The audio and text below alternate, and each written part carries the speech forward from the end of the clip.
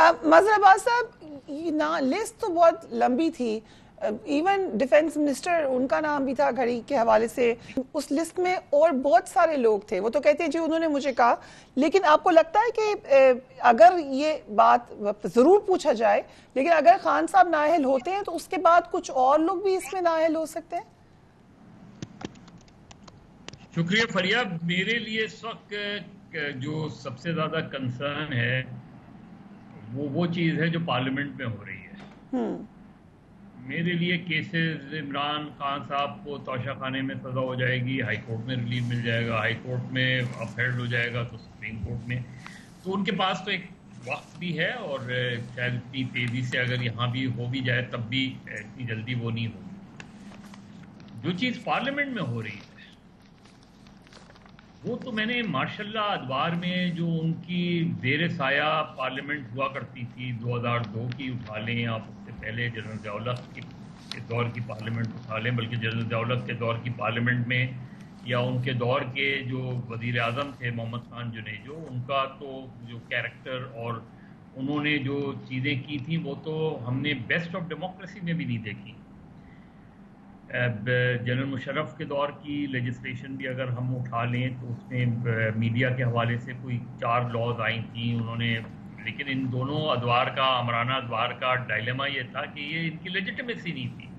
لہذا کوئی اچھے قوانین جیسے خواتین کی ریزرو سیٹس کے حوالے سے، مائنورٹیز کے حوالے سے، لوکل باڈیز کے حوالے سے آپ ان سے اختلاف کر سکتے ہیں، لیکن ایٹ لیسٹ کوئی ایک لیجسلیشنز تو نظر آ رہی تھی نا جس پہ آپ دو رائے رکھ سکتے ہیں. تو اس وقت پارلیمنٹ میں ہو رہا ہے. 2 دن میں 53 قوانین آئے مظہر صاحب. اور جو قوانین، ایک تو 53 جو قوانین آ رہے ہیں وہ تو ورسٹ کائنڈ آف ڈکٹیٹرشپ میں نہیں آئے. یہ تو ایک ڈکٹیٹوریل رجیم کو قائم کرنے کے لیے لیجسلیشن ہو رہی ہے. یہ ایک ایسی آمرانہ حکومت کو قائم کرنے کے لیے قانون سازی ہو رہی ہے جس پہ یہ سب کے سب پچھتائیں گے اور یہ سب کے سب ذمہ دار ہوں گے. یہ میڈیا کو اس طریقے سے کنٹرول کرنے کی لیجسلیشن ہو رہی ہے. اس میں صرف کیمرہ نہیں ہے، آپ اس میں دوسرے قوانین بھی اٹھائیں، اس کا بھی اثر جو ہے وہ اس پہ ہوگا. یہ عجیب اور ظاہر ہے. اسی وجہ سے ہر چیز کی ایک انتہا ہوتی ہے نا. اسی وجہ سے ان کے اپنے لوگ چیخ پڑے کہ آپ کر کیا رہے ہیں، آپ تو ہمیں بتا ہی نہیں رہے کہ کون سی قانون سازی کر رہے ہیں.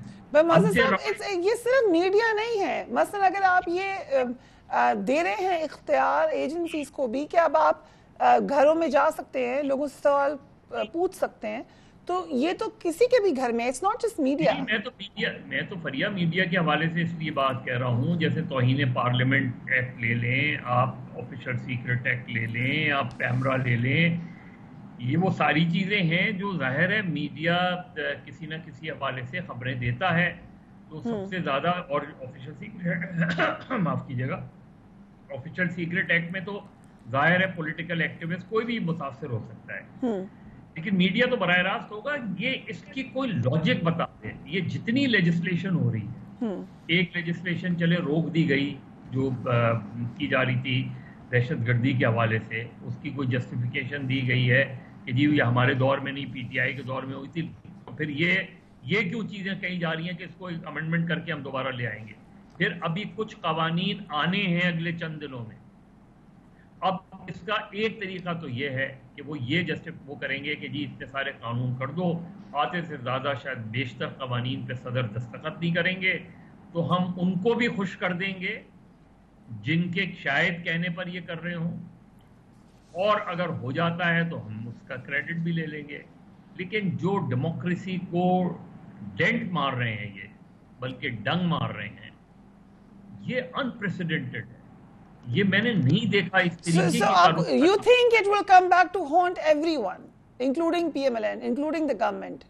ظاہر ہے. دیکھیں نا، اگر فرض کریں یہ ایک آفیشل سیکرٹ ایکٹ ہو جاتا ہے جو انپریسیڈنٹڈ پاور دی گئی ہیں، یہ غالباً جو اوریجنل آفیشل سیکرٹ ایکٹ وہ تو 1923 کا ہے، اسی چیز کو ہم نے ریٹین کیا جب پاکستان بن گیا، بچائے اس کے کہ ہم اس کو ریشنل کرتے یا اسے ختم کرتے. تو انہی نے وہ تو لائے تھے تحریک آزادی کو کچلنے کے لیے. ہم جمہوریت کو کچلنے کے لیے اس پر عمل درآمد کرو, اس کو امینڈ کر رہے ہیں. یہ ایک ایسی چیز کرنے جا رہے ہیں ہم, پی ایم ایل این کیا ہر کوئی افیکٹ ہوگا اس سے. تو وہ یہ کہیں گے کہ بھائی یہ تو آپ کے جو سو کالڈ ڈیموکریٹس تھے, یہ تو انہوں نے کیا تھا. تو وی آر ناٹ, دیکھیے بھٹو سفرڈ ہے.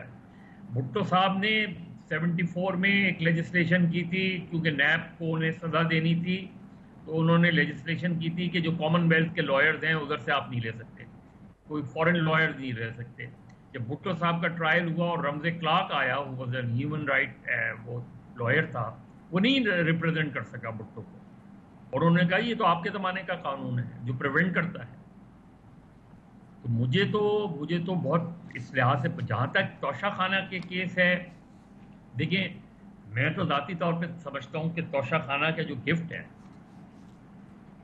وہ عمران خان نے لیا ہو, آصف علی زرداری نے لیا ہو, یا ایکس وائی زیڈ, جو رولرز, جو حکمراں ہوتا ہے, اس کو اخلاقی طور پہ اس گفٹ کو توشہ خانے میں ہی رکھنا چاہیے, اور اگر اسے آکشن کرنا چاہیے تو کم سے کم وہ خود اس کا حصہ نہ ہو, اس کی کیبنٹ اس کا حصہ نہ ہو.